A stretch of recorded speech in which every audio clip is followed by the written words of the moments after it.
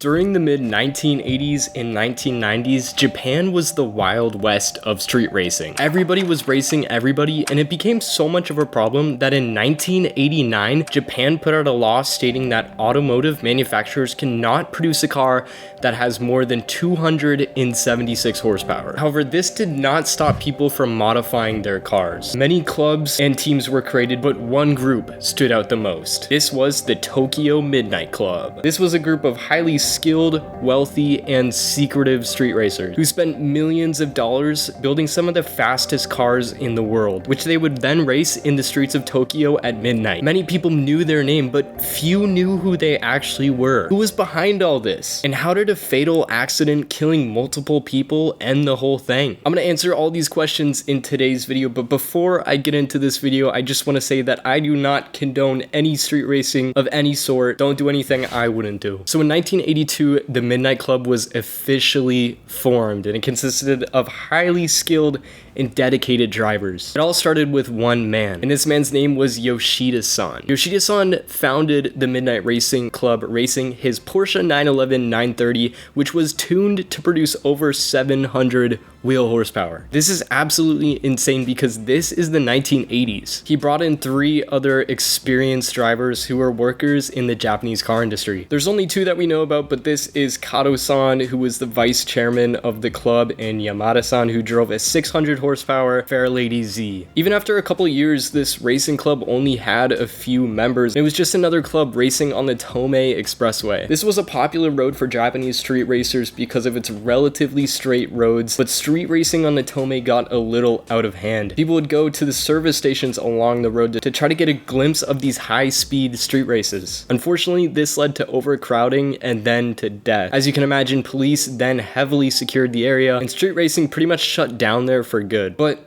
people weren't just gonna stop racing. This is where the Midnight Club really took form. During the mid-1980s, a highway route that connects Tokyo to Yokohama called the Wangan opened up. This is often referred to as the home of modern-day street racing. This new road didn't have much traffic, and the roads were freshly paved, so they were very smooth. This made it perfect for high-speed racing. Oddly enough, no one raced there, and even after 5 years, no club had officially raced on the Wangan. It wasn't until 1985, when the Tomei was heavily enforced by police, that the Midnight Club saw the opportunity to race there. They were able to gain a few members after the Tomei was dismantled. These new members consisted of wealthy, high-level street racers and tuners. Eventually, racing on the Wangan became mainstream. Racers began flocking to the Bayside Expressway, starting the Wangan racing scene. Joining the club was incredibly difficult. The club was super selective, and on top of being a skilled driver, you had to have a super fast car. I mean, you're keeping up with like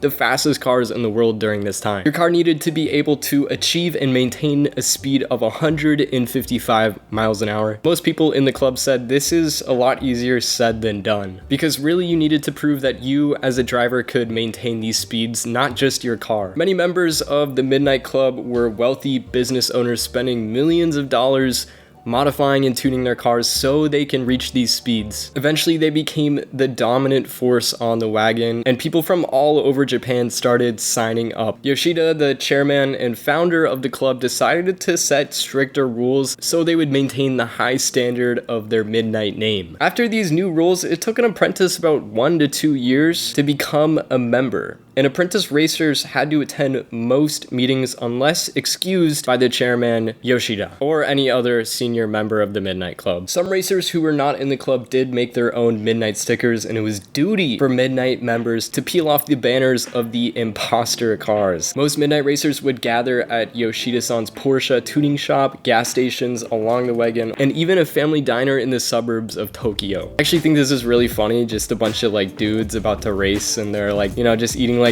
at a Denny's. Racing was usually done between members inside the club or neighboring rival clubs. Battles between rival clubs were referred to as official races, and these races were pretty high stakes. Any member representing the Midnight Club in an official race, whether it was an apprentice or a fully fledged member, had to remove their sticker and leave the club if they were ever to lose that race. This is a really big deal, and racers really did whatever it took to win. The Midnight Club were invincible on the Wangan, and they started to branch out into other forms of racing. A popular one was time attacking the mountain pass roads near Mount Fuji, and I personally resonate this one because I have a Miata, and straight line speed on that thing is super slow, but on the twisty twisties, your boy's a little bit faster. I'm also a pretty big Initial D fan. Some members of the Midnight Club were on the mountain nearly every night, but Omani-san, who drove a Porsche 930 911 Turbo, used a broom to sweep gravel and debris off turns in the road in order to gain more traction, further improving his time. The MSRP of a Porsche 911 930 Turbo when it debuted in 1979 was $119,000, not to mention all the money he spent modifying his car. This could be a whole other video in itself, but the big idea is that the members of the club were truly dedicated to the craft of racing. The exact number of members is unclear, but it's estimated that there were around 30 racers in a club at one time, and the incredibly high standard of the drivers' abilities made it difficult for police to catch. Police were limited to only 110 miles an hour during that time, so they really found it pointless in trying to chase these guys. If anything, the racers would slow down until the police cars catch up with them, and then they just floor it.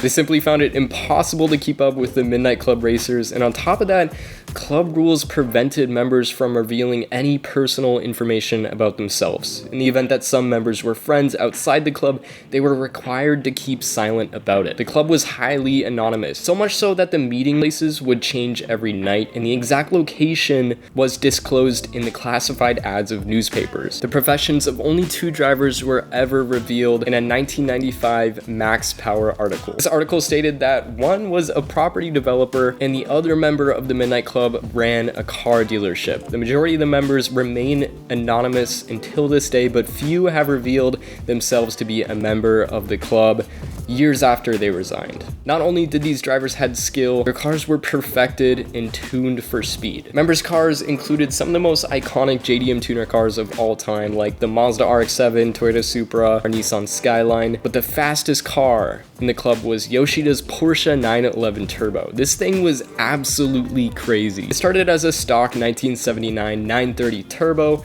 but it was crafted over the decade into the car that it is today. The car was tuned over the course of 20 years, and it was even tuned by Porsche themselves. As far as performance, the car produced 700 base horsepower and had a top speed of 212 miles an hour. Some of the other cars consisted of the A80 Toyota Supra, the Ferrari 348, Lamborghini Countach, the Honda Today, the Pontiac Firebird Trans Am, BMW M5, and even the Nissan 300ZX. My personal favorite one of these cars on the list is the Honda Today. I couldn't find a lot of details on how it was modded.